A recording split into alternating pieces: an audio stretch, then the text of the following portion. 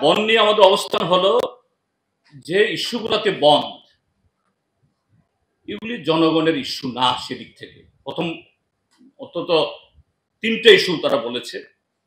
একটা হলো যে বিদেশি বিতাড়ন করতে হবে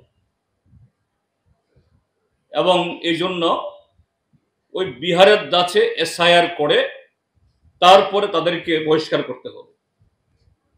হ্যাঁ, বিদেশি অবৈধভাবে আমাদের দেশের মধ্যে অনুপ্রবেশ ঘটুক, আমাদের কাজের ভাগ, জাগার ভাগ এগুলি দখল করুক, কেউ চায় না।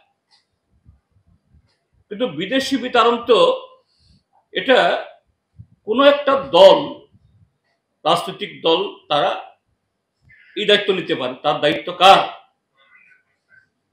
ভারত সরকারের। আর নির্বাচন কমিশনের যে প্রক্রিয়ার মধ্য দিয়ে এটা কখনোই হয় না।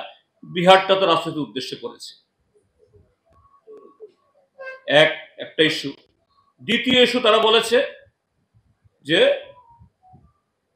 ত্রিপুরা মথার সাথে ভারত সরকারের চুক্তি হয়েছে, এরা বলে ত্রিপুরা অ্যাকর্ড, এডিসি তথা ত্রিপুরার যে সার্বিক উন্নয়নে, এটা কেন কার্যকরী হয় না। থার্ড বলেছে এই কোনটা জানি, 125তম সংবিধান সংশোধনী বিল, এটা আজকে 8 বছর ধরে পার্লামেন্টে হিমঘরে সেখানে ঢুকিয়ে রেখেছে। আমি বলবো এই ইস্যুগুলি তো মথা এবং বিজেপির পারিবারিক ইস্যু। মথার সাথে বিজেপির সেই 2023-এর অপ্রকাশ্য আতাত, কি লক্ষ্যে? তোমাদেরকে সরকারে নিয়ে আসবো আমরা, তোমরা 42টা সিটে দাঁড়াও, জেতার আশা না থাকলেও। তাই করেছে, নতুবা আজকে এই সরকার থাকার কথা ছিল না।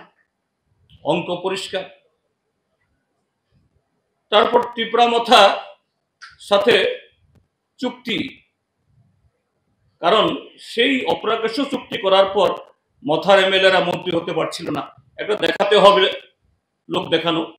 চুক্তি হয়েছে, 6 মাসের মধ্যে নাকি রূপায়িত হবে। আজকে বছর পেরিয়ে যাচ্ছে।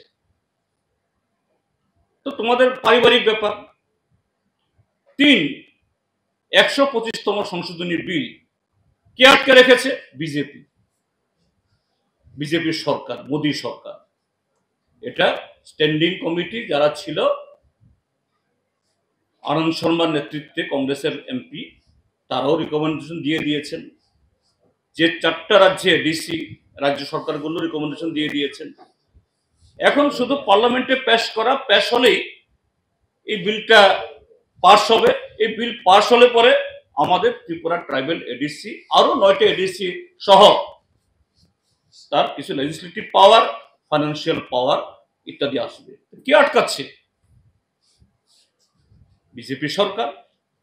আর সেই বিজেপির সাথে ত্রিপুরা মথা একই সংসারের স্বামী স্ত্রীর মতো তারা। তাহলে তোমার পারিবারিক ব্যাপার, তার জন্য ত্রিপুরাতে জনগণ ভুগবে কেন? কেন মিছিমিছি এই বন ডেকে হয়রান করবে? কাজে আমাদের এই আস্থা আছে, ত্রিপুরাজ্যের মানুষ এই যে কি বলে যুক্তিহীন এই বনকে, যে ত্রিপুরা মথা এবং বিজেপি তাদের জনবিচ্ছিন্নতা কাটানোর জন্য, লোক দেখানো, দু দলের মধ্যে একটা বিরোধ, এটা লড়াই ভাব দেখানোর জন্য এই বন ডেকেছে, এটা কেউ সমর্থন করবে না এবং তার মধ্যে কোনো যুক্তি নেই। হ্যাঁ, আমরা চাই 125তম সংবিধান সংশোধনী বিল পাস হোক। আমরা এই ক্ষেত্রে চ্যাম্পিয়ন।